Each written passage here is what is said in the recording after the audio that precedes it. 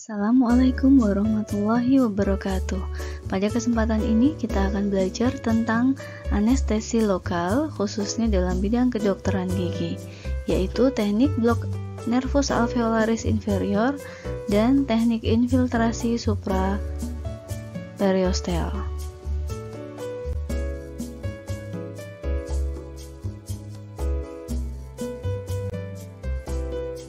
Pada tahap awal, kita mengucapkan salam dan memperkenalkan diri kepada pasien, kemudian menyebutkan teknik anestesi lokal untuk pencabutan, dilanjutkan dengan menyiapkan alat dan bahan, yaitu alat diagnostik yang terdiri atas Nierbecken, kaca mulut, pinset, sonde dan ekskavator, spuit injeksi berukuran 3 mili, larutan anestesi lidokain HCl 2% dalam bentuk ampul, bisa berupa lidokain murni maupun lidokain dengan epinefrin, kasa, povidone iodin 10%, dan topikal anestesi yang bersifat opsional.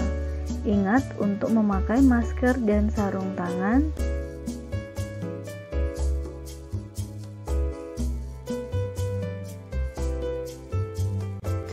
Alat dan bahan yang akan digunakan dalam prosedur anestesi antara lain set alat diagnostik yang terdiri atas Nierbecken, kaca mulut, pinset, sonde dan ekskavator, kemudian spuit injeksi 3 ml, lidokain HCl 2% dalam bentuk ampul, povidone iodin 10%, dan kasa.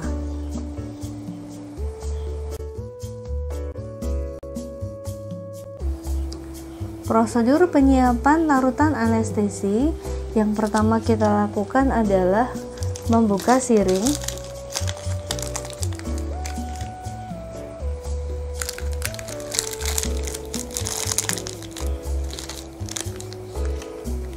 kemudian mengencangkan hub, kita putar ke kanan, kita kencangkan.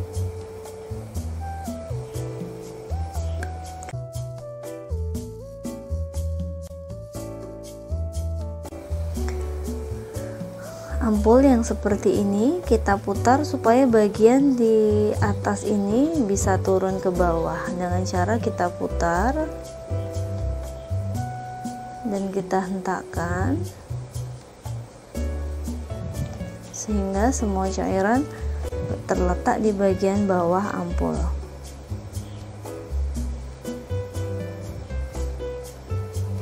Ya.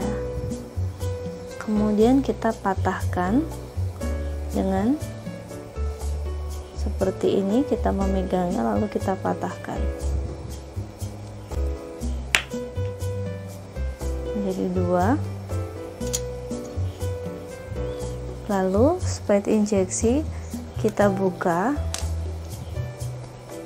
kita ubah posisinya seperti ini. Kita masukkan spuit lalu kita tarik perlahan, jangan sampai ujung dari spuit berada di area yang tidak terdapat cairan. Hal itu akan menyebabkan adanya gelembung. Kita ambil semua. Oke, kita bisa buang seperti ini. Kita masukkan. Kemudian di sini masih ada gelembung. Kita harus singkirkan gelembungnya dengan cara mengetuk-ngetuk spuit, lalu kita keluarkan gelembungnya.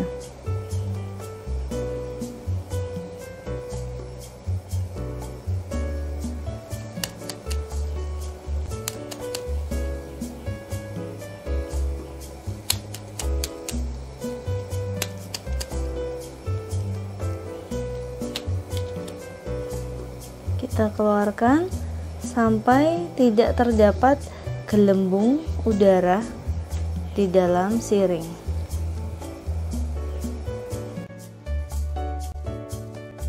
Sebelum melakukan teknik anestesi infiltrasi supraperiosteal, kita atur posisi pasien pada dental chair dengan sandaran kepala diletakkan di belakang telinga. Kepala, leher, dan punggung terletak pada satu bidang. Waktu membuka mulut lebar, permukaan oklusal gigi-gigi rahang atas membentuk sudut 45 derajat dengan lantai.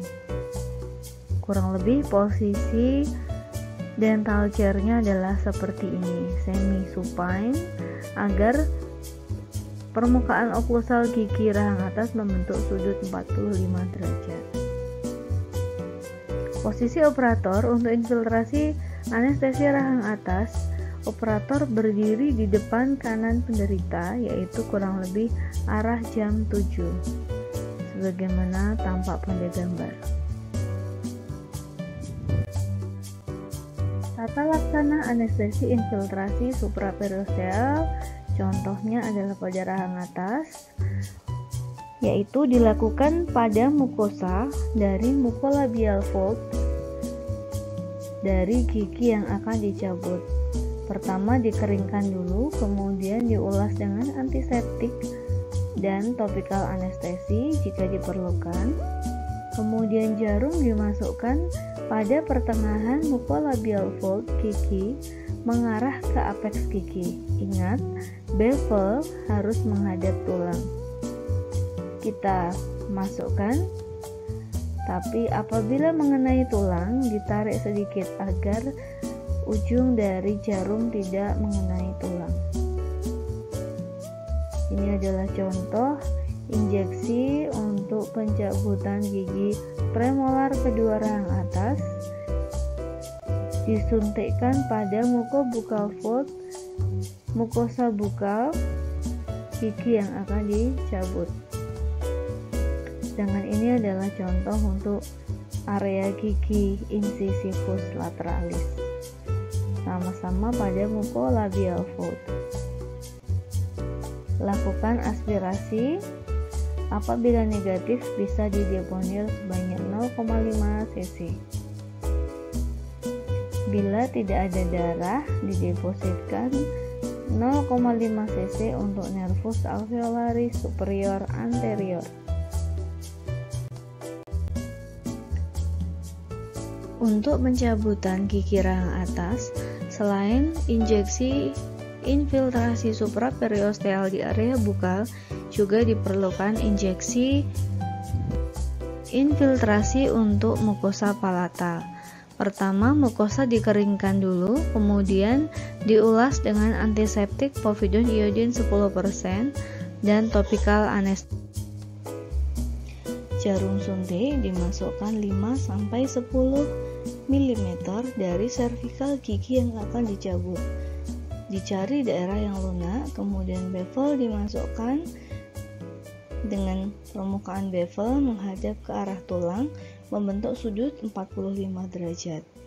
Kurang lebih seperti pada gambar yang menunjukkan penyuntikan untuk daerah palatal di regio anterior. Sedangkan ini adalah gambaran untuk penyuntikan area palatal di area molar atau posterior. Setelah dimasukkan dan menyentuh sesuatu yang keras, yaitu tulang, dilakukan aspirasi. Apabila tidak ada darah atau aspirasi negatif, maka didepositkan larutan anestesi sebanyak 0,5 cc. Olaskan antiseptik pada bekas penyuntikan. Area yang teranestesi untuk nervus alveolaris superior anterior adalah gigi-gigi anterior rahang atas. Sedangkan nervus alveolaris superior media yang teranestesi adalah gigi premolar dan akar mesiobukal M1 rahang atas. Dan untuk nervus alveolaris superior posterior yang teranestesi adalah gigi molar rahang atas kecuali akar mesiobukal M1. Namun, untuk anestesi infiltrasi supraperiosteal pada gigi-gigi rahang atas yang dilakukan di sebelah bukal di area mucobuccal fold pada gigi yang akan dicabut, maka sudah otomatis akan menganestesi gigi yang berada di dekatnya. Untuk nervus nasopalatinus atau nervus incisivus, apabila teranestesi, maka area yang akan teranestesi antara lain mukosa palatal dari gigi 11 sampai gigi 12, sebagaimana digambar ditunjukkan dengan warna kuning. Sedangkan untuk nervus palatinus mayor adalah mukosa palatal di sebelah posterior gigi 22 yang ditandai dengan warna biru, garis warna biru ke anterior sampai batas garis warna kuning. Gejala subjektif yang dirasakan pasien apabila mengalami area yang teranestesi, maka akan terasa kebas atau mati rasa pada area dekat penyuntikan atau area yang teranestesi.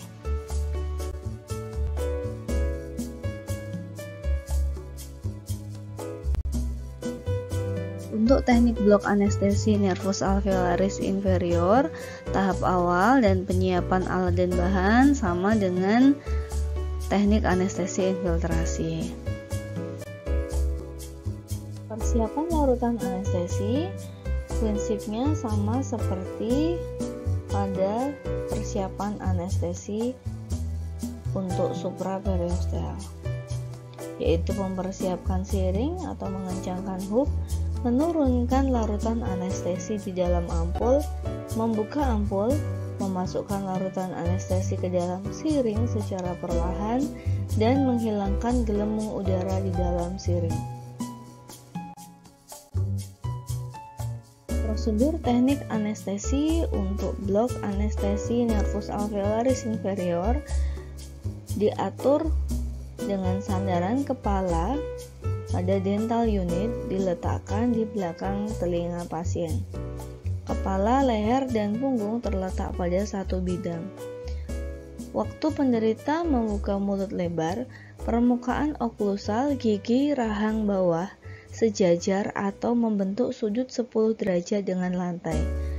Gambaran posisi dental unit kurang lebih seperti gambar, yaitu posisinya sedikit lebih tegak dibandingkan posisi untuk pencabutan atau anestesi gigi rahang atas.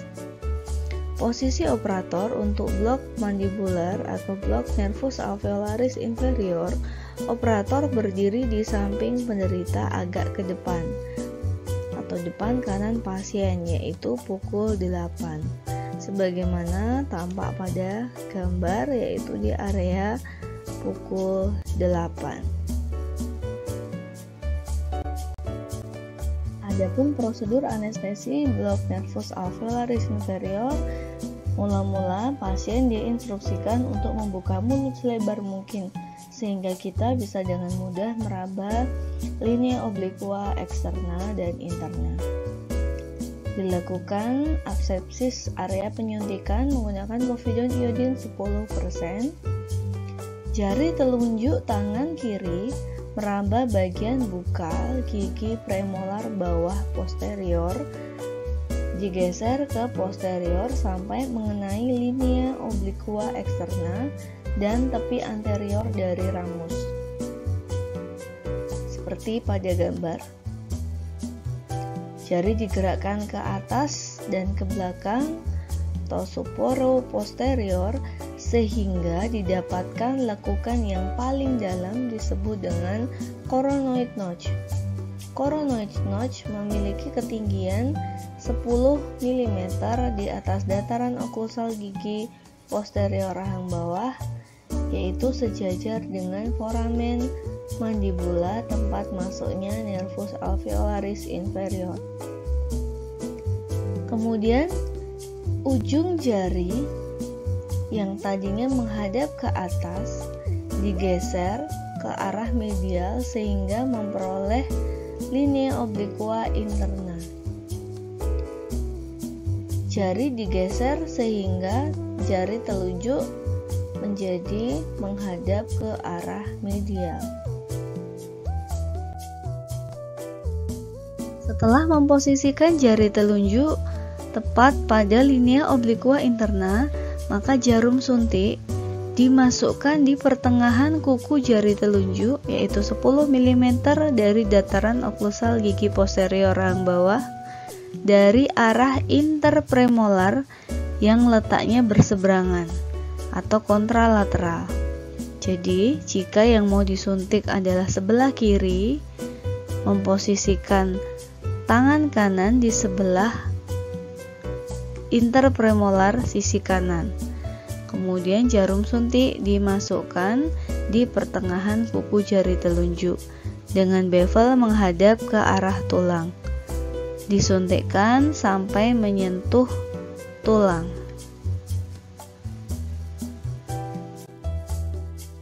Berikut ini adalah patokan anestesi nervus alveolaris inferior, yaitu harus melalui perabaan pada linea obliqua interna, kurang lebih setinggi 10 mm di atas dataran oklusal gigi-gigi posterior rahang bawah. Selanjutnya, jarum yang tadinya menyentuh tulang bisa kita geser sedikit, kita tarik sedikit, kemudian kita ubah posisinya sehingga berada sejajar dengan permukaan oklusal gigi yang akan dicabut, seperti tampak pada gambar, atau disebut juga dengan posisi ipsilateral. Pada posisi ipsilateral, jarum suntik dimasukkan sedalam 2-2,5 mm atau kurang lebih setengah dari panjang jarum. Selanjutnya, jarum suntik dikembalikan ke posisi mendekati posisi yang pertama, yaitu pada posisi kontralateral di regio interpe. Kemudian jarum suntik dimasukkan lagi sedalam 2/3 dari panjang jarum. Pastikan bahwa bevel tetap menghadap ke tulang. Kemudian lakukan aspirasi, yaitu dengan menarik jarum suntik untuk memastikan bahwa tidak mengenai area vaskuler, ditandai dengan tidak adanya darah. Apabila ketika aspirasi positif, yaitu terdapat darah di dalam cairan anestesi, maka prosedur bisa diulang dengan membuang darah yang terdapat di larutan anestesi.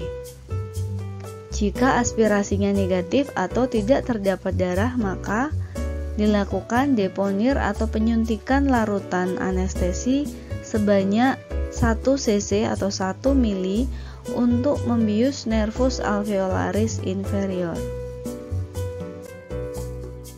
Setelahnya, untuk membius nervus lingualis, kita bisa menarik jarum suntik sampai dengan setengah panjang jarum suntik yang tampak. Dilakukan aspirasi lagi. Apabila aspirasi negatif, maka dilakukan deponir larutan sebanyak 0,5 cc atau 0,5 mili untuk membius nervus lingualis. Untuk pencabutan gigi-gigi posterior, khususnya gigi molar rahang bawah, untuk menganestesi mukosa bukal dan gingiva sebelah bukal, diperlukan injeksi infiltrasi untuk nervus bukalis, yaitu pada regio mukobukal fold gigi yang akan dicabut. Lalu disuntikkan secara infiltrasi sebanyak 0,5 cc untuk membius nervus bukalis. Jika yang akan dicabut adalah gigi premolar sampai dengan gigi-gigi anterior rahang bawah, maka injeksi infiltrasi nervus bukalis tidak perlu dilakukan. Pertama kita lakukan asepsis dulu. menggunakan povidone iodine. Kita aplikasikan di area yang mau kita suntik.